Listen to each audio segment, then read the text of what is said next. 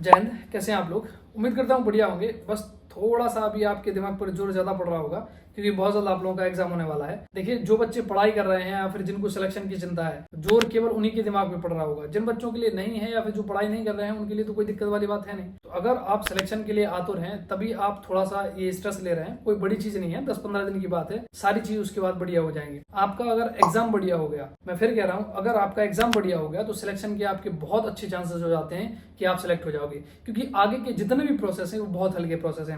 चाहे आपके document verification की बात करें, चाहे आपके फिजिकल स्टैंडर्ड टेस्ट की बात करें, चाहे आपके फिजिकल एफिशिएंसी टेस्ट जिसमें रनिंग होती है उसकी बात करें, या फिर मैं मेडिकल की बात करूं, ये सभी इवेंट जो आपके होने हैं ये आपके एग्जाम से बहुत हल्के हैं। तो जो आपके सिलेक्शन के लिए जो मेन बाधा है वो आपका एग्जाम है। अगर आपने एग्जाम बढ़िया तरीके से दे दिया तो समझ लो कि आपके सिलेक्शन के बहुत अच्छे चांसेस हो जाते हैं कि आप सिलेक्ट हो जाएंगे। अभी आप लोगों ने नोटिस देख लिया होगा, आप लोगों का जो एग्जाम है वो 2 शिफ्टों में होगा हर रोज। जैसे 23 तारीख है तो उस दिन 2 शिफ्ट बनेगी, 10 से 12 के बीच में एक आपका एग्जाम होगा, दूसरा आपका जो एग्जाम यानी दूसरी शिफ्ट जो होगी वो 3 से 5 के बीच में होगी। एग्जाम सेंटर पे मैं फिर आपसे रिक्वेस्ट कर रहा हूँ समय से पहुंचना। कम से कम अगर हो सकता है तो 4 से 8 घंटे पहले पहुंच जाना, क्योंकि लड़कों का जो सेंटर जाएगा वो आपके मंडल से बाहर जाएगा। तो ऐसे मान के चलते हैं कि 300-400 किलोमीटर के आसपास आपका एग्जाम सेंटर आपको देखने को मिलेगा।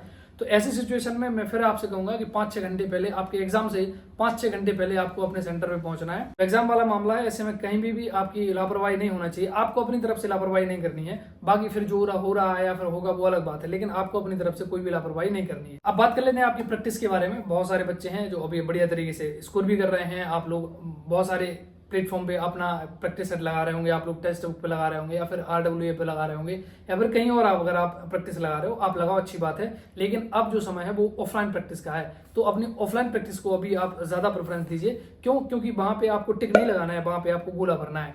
और दूसरी गलती मैं फिर कह रहा हूं, अभी एग्जाम के पहले मैं जरूर आप लोगों के लिए 1-2 वीडियो जरूर बनाऊंगा, लेकिन अगर अभी आप ये मेरी वीडियो देख रहे हैं तो ये वाली गलती आप मत करना कि पहले आप टिक लगा लो अपने जो क्वेश्चन पेपर है उस पर, बाद में फिर गोला भर रहे हैं। ऐसे में बहुत सारे गोला भरने वाले बच्चे छूट जाते हैं। अगर आपसे हो सकता है तो आप साथ साथ गोला भरते जाइए, वो भी एक बेटर ऑप्शन रहेगा। लेकिन गोला भरने की आपको जो प्रैक्टिस है वो आपको अभी करनी होगी। अगर आप अभी अपने गोला भरने की प्रैक्टिस नहीं करोगे तो फिर आप कब करोगे? क्योंकि बहुत ज्यादा आप लोगों का अब एग्जाम होने वाला है, अब ज्यादा समय बचा नहीं है। तो गोला भरने की आपको प्रैक्टिस जरूर होना चाहिए। गोला बहुत ऐसे नहीं भरना है कि बिल्कुल अपना बिल्कुल अच्छे तरीके से भरा जाए, नहीं। आपको गोला कायदे से इतना भरना है कि हाँ, जब आपकी OMR शीट चेक हो तो उसमें वो आ जाए। बहुत ज्यादा सजा के भी नहीं और बहुत ज्यादा बाहर फैला के भी नहीं। उस जगह को अच्छे से बॉल पेन से अगर आप भर देते हो तो आराम से हो जाएगा। इसमें बहुत ज्यादा मतलब रॉकेट साइंस नहीं है कि आप लोगों सजा सजा के लगे हो भरने। जैसे हम हैं तो हम बहुत आराम आराम, क्योंकि ये मेरा पहला एग्जाम था, ये जो ये मैंने यूनिफॉर्म पहन रखी है, मेरा पहला एग्जाम था लाइफ का कॉम्पिटेटिव। तो मैं बहुत ऐसे सजा सजा के ऐसे भर रहा था कि बाहर ना निकल जाए। ये सब चीजें नहीं, थोड़ा बहुत बाहर निकल जाए चल भी जाएगा, थोड़ा बहुत अगर रह भी जाता है तब भी चल जाएगा। बस आपको अच्छे से उसको उस जगह को अच्छे से गोल करना है, बस। बहुत ज्यादा इसमें आपको दिमाग नहीं लगाना है। देखो, अभी जो समय है वो पॉजिटिविटी का समय है। अगर आप अभी पॉजिटिव नहीं रहोगे तो दिमाग में बहुत सारी थिंकिंग, बहुत सारी चीजें आपके दिमाग में चलेगी। जो आज आपकी प्राथमिकता है वो कल आपकी बदल जाएगी। लेकिन ये नौकरी, मैं फिर कह रहा हूं आपसे, ये यूनिफॉर्म आपको इज्जत देगी, आपको पैसा देगी। जो आप बेरोजगारी के सर्किल से जूझ रहे होगे, आप उन सर्किल से बाहर निकल आओगे और जो आपके गांव समाज में इज्जत है वहां पे भी सम्मान देगी। तो जब इतना सम्मान, इतनी सारी चीजें, एक नौकरी सिर्फ ये नहीं कि हमें बस नौकरी मिल रही है, नौकरी के साथ साथ बहुत सारी चीजें आपके साथ आएंगी। और इन चीजों को लाने के लिए थोड़ा सा तो आपको देखो एफर्ट लगाना पड़ेगा। 10-15 दिन की बात और बची है बस। इसके बाद जब आपका एग्जाम बढ़िया तरीके से हो जाएगा तो आप रनिंग की तैयारी करना। जो जरूरी चीजें हैं वो मैं बता दूंगा, बढ़िया तरीके से आप रनिंग कंप्लीट करेंगे, फिर आपका मेडिकल होगा और आप अच्छे तरीके से फिर ज्वाइन करेंगे। देखो, मोटिवेट रहना, लंबे समय तक मोटिवेट रहना थोड़ा सा टफ हो जाता है। और लंबे समय तक अगर आपको मोटिवेट रहना है तो जो छोटी छोटी आपकी चीजें हैं, जो जीवन की चीजें हैं, चाहे वो आपकी फाइनेंशियल कोई इश्यूज हो सकते हैं या फिर किसी ने आपसे कुछ बोल दिया हो कि तुम कुछ नहीं कर सकते हो, तुम्हारी नौकरी वोकरी, तो अगर ऐसी चीजें हैं ना तो उन चीजों को याद करो, जरूर याद करो। वो आपको पिंच करेंगी पढ़ने के लिए, जरूर आप आगे जाओगे। फिर इन्हीं सब चीजों का ध्यान रखो। बाकी प्रैक्टिस बढ़िया तरीके से करते रहो। अभी जो लास्ट टाइम है केवल प्रैक्टिस। जहां गलती हो रही है, जैसे अगर हमारी हिंदी में गलती हो रही है तो हिंदी उठाओ, उसको 4-5 घंटे अच्छे से पढ़ लोगे तो जो बहुत सारे क्वेश्चंस जो आप पहले गलत कर रहे थे वो आप गलत नहीं करोगे।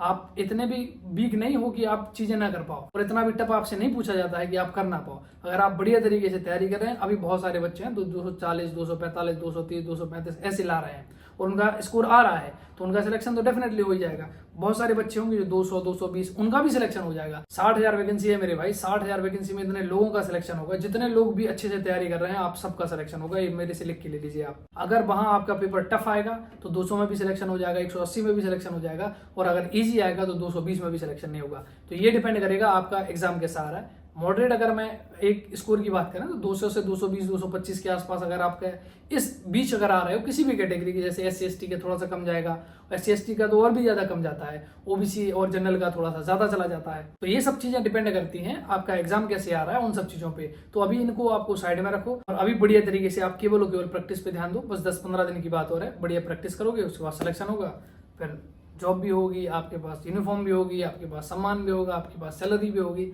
आपके पास लाइफ में जो जरूरी चीजें हैं वो होंगी। उसके बाद आप तैयारी करना, पढ़ाई करते रहना और बढ़िया तरीके से और आगे बढ़ोगे, आप सब इंस्पेक्टर बनोगे। बहुत सारे बच्चे देखो PCS तक क्रैक करते हैं, तो आप वहां पर भी जा सकते हो, वहां पर भी जाओगे। बहुत सारे आप ही में से बहुत सारे लोग वहां पे जाएंगे। एक पॉजिटिविटी के साथ आगे बढ़ो, सिलेक्शन 100% होगा। अपने अंदर एक बात डाल लो कि हाँ आपका सिलेक्शन 60,000 में होना है, मतलब होना है, तय है।